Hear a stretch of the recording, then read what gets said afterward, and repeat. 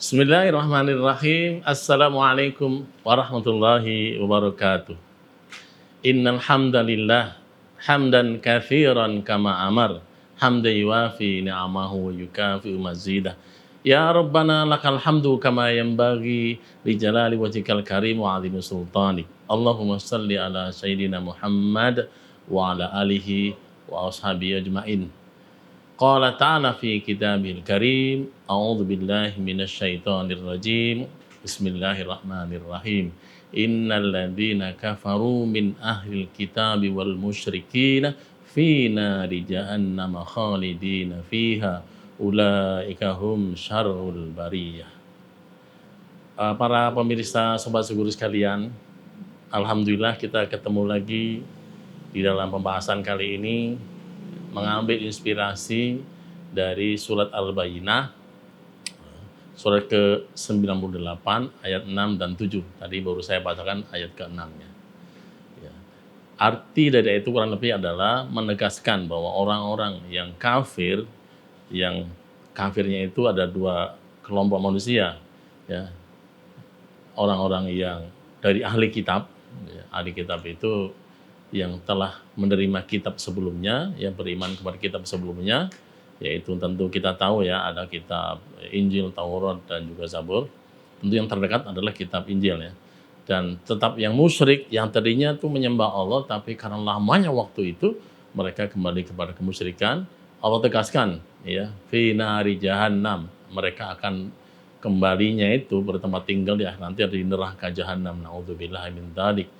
Nah, ujungnya Allah menyebut ulaika hum, mereka semua itu udah syarrul bariyah, seburuk-buruk atau sejahat-jahatnya makhluk. Ya. Sedangkan ayat ketujuhnya walladzina amanu, orang beriman itu ya, yang termasuk beramal soleh itu ulaika hum khairul bariyah. Ya. Itu lawannya. Kalau yang kafir itu syarrul bariyah, yang beriman dan beramal soleh itu adalah khairul bariyah. Maknanya khairul bariyah adalah sebaik-baik makhluk atau sebaik-baik ya, ciptaan Allah. Para sobat guru sekalian, kita akan mengambil inspirasi dari ayat ini. Artinya apa? Oh, ternyata dalam hidup kita itu ada dua kelompok manusia, ya. Ada orang kafir yang disebutkan sebagai sejahat-jahatnya makhluk, dan orang beriman dan beramal soleh yang merupakan orang yang baik, ya. Baik buat kita, mengapa harus pelajari ini? Karena supaya kita tahu bahwa orang yang jahat itu tempat kembalinya adalah neraka, dan orang baik itu tempat kembalinya adalah surga. Tentu kita harus memilih dong, mau pilih teman yang jahat atau pilih teman yang baik. Kalau kita memilih teman-teman yang jahat, nanti kebawa tuh ikut jahatnya. Kalau gitu gimana? Ya berarti kelompok orang jahat masuknya ke neraka. Naudzubillahi min dzalik. Dan kalau kita milih orang yang baik, orang soleh, insya Allah ikutan soleh. Karena apa? Rumus interaksi sosial itu akan saling berpengaruh. Atau gampangnya itu interaksi sosial itu nular, saling memberikan pengaruh. Pengaruh positif iya, pengaruh negatif iya. Oleh karena itu, kita harus memilih orang yang baik supaya pengaruhnya jadi baik. Jangan memilih orang yang jahat, karena kita nggak mau juga kan tertular jahat. Kenapa kok harus yang baik? Ya karena kita pengen punya visi yang panjang kan, pengen masuk surga, bahagia dunia dan akhirat. Pemirsa, nanti kita lanjutkan berikutnya. Pemirsa, sobat seguru yang dirahmati oleh Allah SWT, kita lanjutkan. Mengapa kita perlu berteman dengan orang baik? Ini perlu jelas kita kuatkan alasannya kan. Nggak sekedar berteman gitu. Tapi kita ingin berteman yang membawa efek positif dunia dan akhirat. Ya. Gampangnya begini, masih ingat nggak hadis Rasulullah tentang bahwa interaksi kita dengan orang baik dan orang jahat itu seperti, kalau dengan orang baik kita seperti interaksi bergaul bersama tukang minyak. Ya, maksudnya tukang jualan minyak ataupun produsen minyak wangi. Kalau kita datang ke sono ya, minimal kan ikut bau wanginya, mungkin juga kita dikasih gratis, mungkin juga beli. Ya, begitu. Jadi lingkungan itu membentuk karakter kita. Karena ketemunya minyak wangi, kita beli minyak wangi. Kalau kita jalan sama dia, dia pakai wangi-wangi, walaupun kita nggak wangi, kita ya image-nya wangi juga gitu. Padahal yang pakai wangi sebelah gitu, teman kita yang tukang minyak wangi tadi. Artinya apa? Ini pergaulan itu nular, ya. Apa? Interaksi sosial itu saling memengaruhi. Siapa yang kuat dia yang menang. Ya, secara umumnya gitu. Ya, pengaruh yang paling kuat dia menang. Makanya jangan cari resiko bergaul dengan orang yang nanti mengaruhi diri kita yang buruk-buruk. Nah, yang kedua juga kata Rasulullah, ini hadisnya. Seperti kalau kita interaksi sama orang jahat itu bukan berarti nanti pandai besi jahat, enggak. Kita ada di pandai besi. Tentu kita kena panasnya, minimal hawanya panas, kita jadi keringetan, kena debunya, kena apa gitu kan. Kita panas, keringetan, baunya jadi nggak sedap. Itu padahal pelakunya bukan kita gitu. Apalagi kita ikutan ternyata kan di situ. Berarti interaksi sosial itu nyambung, interaksi sosial itu saling berpengaruh. Kalau kita lama-kelamaan bergaul dengan orang jahat, lama-lama ketularan juga gitu. Ketularan jahatnya. Kalau sudah gitu apa? Ya celakalah kita begitu ya. Nah itu alasan diantaranya. Alasan berikutnya apa? Karena Allah perintahkan kita ya untuk bergaul dengan orang-orang soleh gitu. Termasuk orang-orang yang baik gitu. Di antaranya dalil yang potongan dalil ya. Ya ayyuhalladzina amanu kunu ma'as-shadiqin. Ya, wahai orang beriman, kalian semuanya itu harus bergabung, bergaul, menjadi orang-orang yang baik, orang-orang yang benar. Karena apa? Karena dengan kita berinteraksi bersama orang benar, lingkungan kita juga jadi benar, pergaulan kita jadi benar, hidup kita jadi benar. Para hadirin sekalian, pemirsa Suguru yang kami hormati, jadi memang bergaul dengan orang soleh itu menjadi kebutuhan. Ya. Untuk apa? Untuk memberikan warna dalam kehidupan kita. Gampangnya kalau kita berbuat salah, kita melakukan kesalahan karena kita ketemu orang soleh, kita diingatkan. Ya. Jangan melakukan hal itu, ya, karena itu salah. Jadi dia berfungsi sebagai alarm sosial buat kita. Kalau kita salah diingetin gitu. Sama anak muda nih, boleh sih gaul sama siapa aja, tapi pilih teman dekat adalah orang-orang yang bisa mengarahkan kita kepada kebaikan. Kalaupun kita berbuat salah, dia ngasih tahu dengan jujur itu salah, jangan bro gitu kan. Nah jangan kepada orang yang kita berbuat salah dia malah dukung gitu kan. Dan kita berbuat baik diajak-ajak, ini pada pengaruh pada kejiwaan kita. Nanti apa? Kita terbiasa berbuat jahat dan tidak terbiasa berbuat yang baik. Na'udzubillah min dzalik. Oleh karena itu pesan saya, ya harus pilih-pilih teman dalam pergaulan kita. Artinya untuk menjadi teman akrab itu haruslah ya memilih orang-orang soleh supaya hidup kita terbimbing bersama-sama ya untuk apa? Untuk jadikan teman ini untuk bersama-sama fastabiqul khairat. Apa itu? Berlomba-lomba di dalam kebaikan. Jadi saingannya itu dalam hal kebaikan, bukan saling menjelekkan, ya, bukan saling memfitnah, bukan, tapi saling berlomba di dalam kebaikan.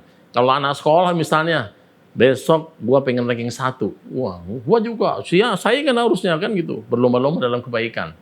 Kalau ibaratnya tuh dinilai ranking. Ya, kalau berakhlak juga sama. Kalau kamu infak 10 juta misalnya, saya mau infak mengalahkan kamu. Itu jadi positif. Tetap terkait ya dengan masalah kebaikan.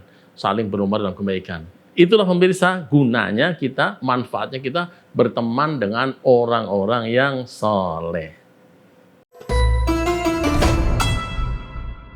Pemirsa, sobat Suguru sekalian yang saya hormati, kini kita akan membincangkan tentang manfaat ya, bergaul dengan orang soleh, orang baik. Ya. Tadi sebagiannya sudah saya ungkap di depan. Ya. Pertama adalah kita bisa fastabiqul khairat, berlomba dalam kebaikan. Wah, ini jadi sistem perlombaan dalam hal yang baik. Terpacu ya, saling pengen yang terbaik. Itu bagus banget itu ya.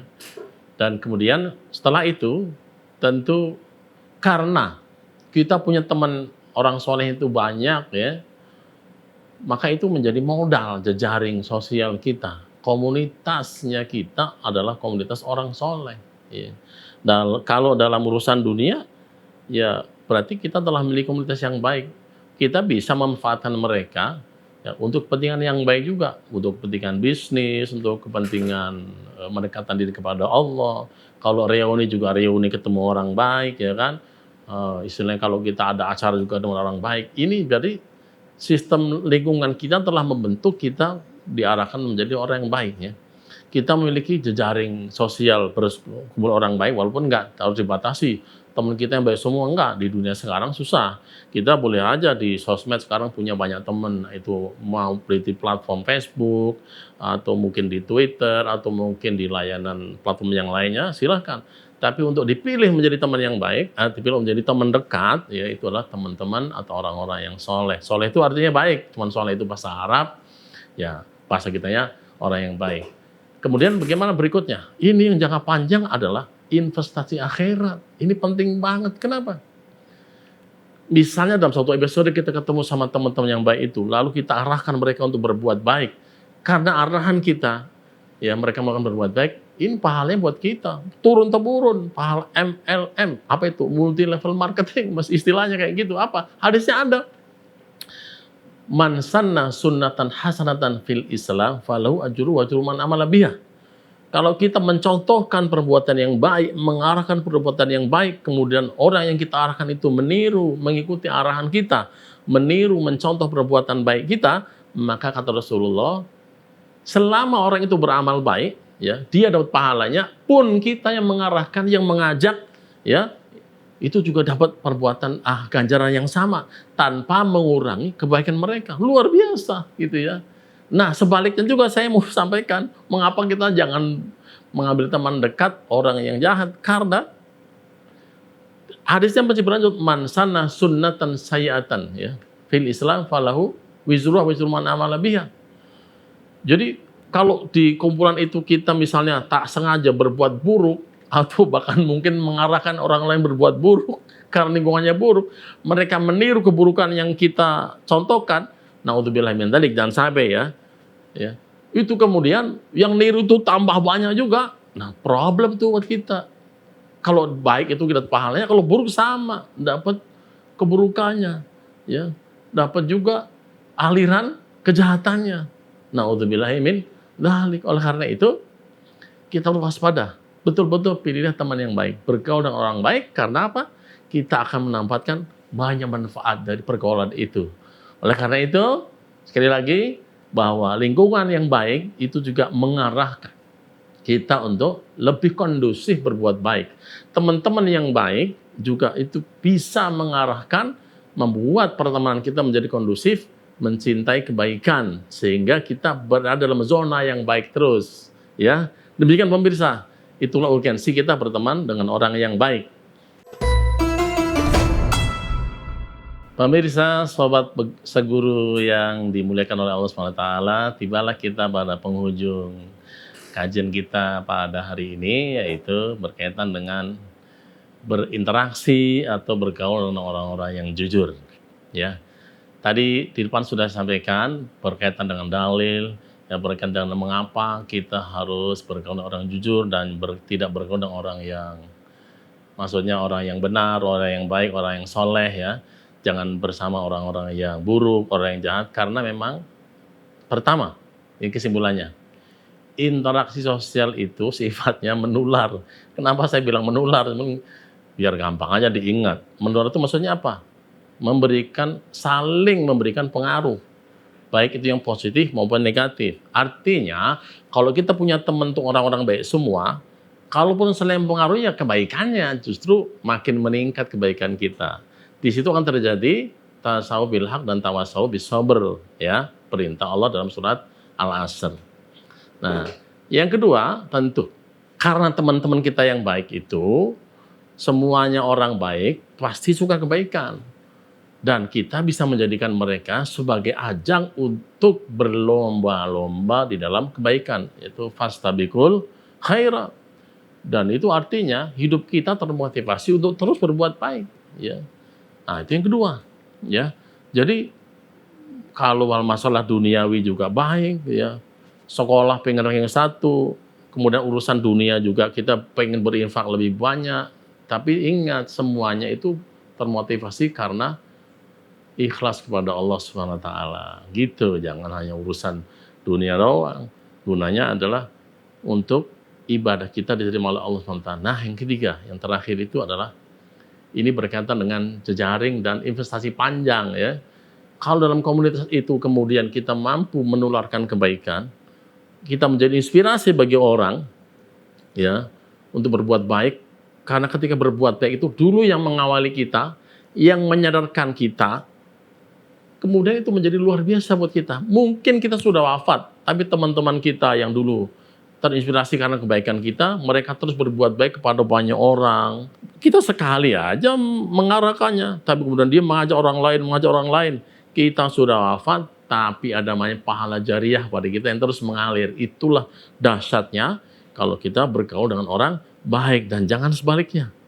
Karena kita kumpul sama orang jahat, ada inspirasi jahat dari kita, kita kaget nanti di akhirat. Lah kan saya melakukan cuma sekali. Iya, tapi teman-teman kamu melakukan juga kan orang kamu. Itu jangan sampai, na'udzubillah min dzalik. Di Quran itu, di surah Al-Zumar, itu Allah dengan tegas menyatakan ya, bahwa orang kafir itu nanti digiring berombongan ke akhirat, maksudnya ke neraka. Begitu juga orang mukmin digiring rame-rame juga ke surga. Ayatnya begini, wasiqal ladzina kafaru ila jahannama zumaro. Itu ya. Jadi digiring. Ini artinya apa?